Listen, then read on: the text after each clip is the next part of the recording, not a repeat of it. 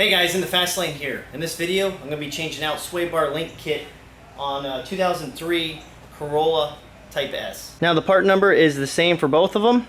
You have one like this, and if you need to use this one on the left, you would put it like that. This goes at the top. If you need to use it on the right, it goes like that. First things first, go ahead and jack up your vehicle. If you're looking for a position for the jack, you come up here and there should be like this ball. You can see how there's the tow hook.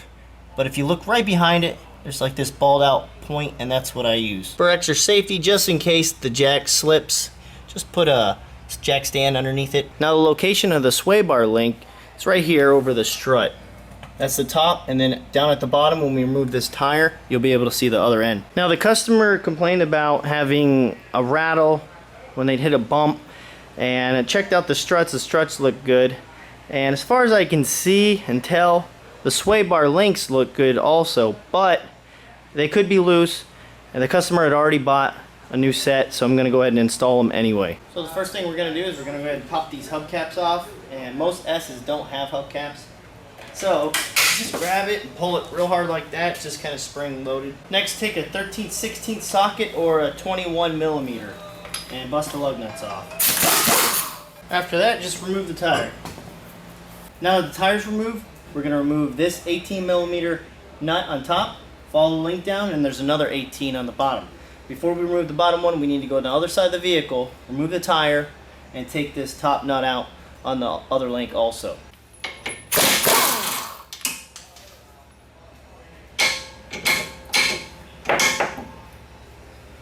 So there's one. Now that the other side's taken off, you can move the whole sway bar up and down, and you can get access to this bottom one down here a lot easier. So go ahead and take that 18 off the bottom also, and then we're just going to swap it out.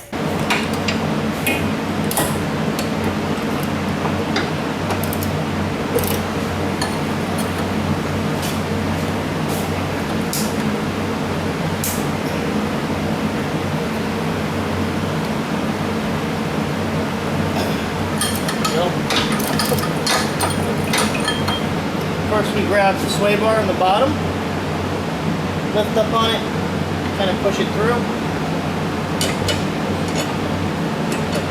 And then we come over here, lift up just a little bit, slide it through. And that's pretty much it.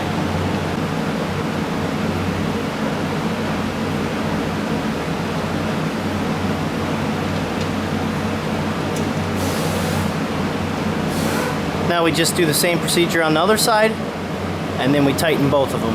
Now the reason why I put one side in first and got the nuts snugged up is so when you go to the other side to take the bottom one off, the sway bar doesn't move at all, and it holds it in position so you can get it without fighting it. Now if you look at the nuts on the sway bar link, you can see that they have a locking mechanism, and that's machine made where when you tighten it, it'll get right to the end. Then you have to use the socket to get it past because you can't get it with your fingers. But that won't let the nut back off later down the road when you hit bumps.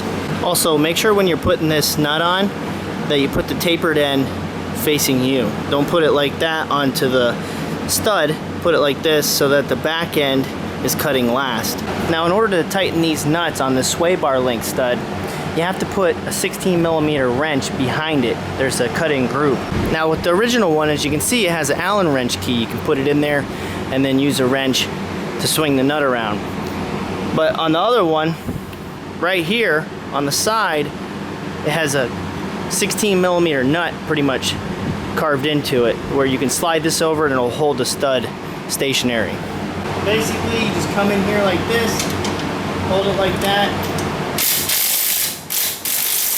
On the bottom, the same deal. Put the 16 wrench behind it and tighten it down. This one's got to be done by hand, obviously.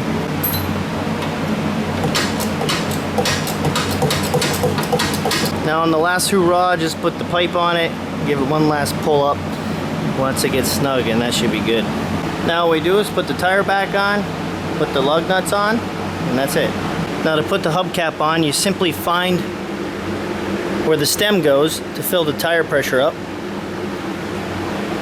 You just come over here, put it just like that.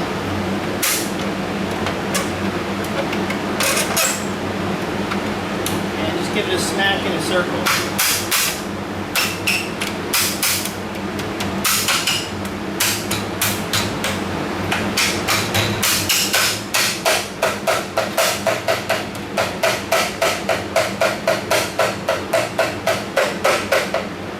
that's it.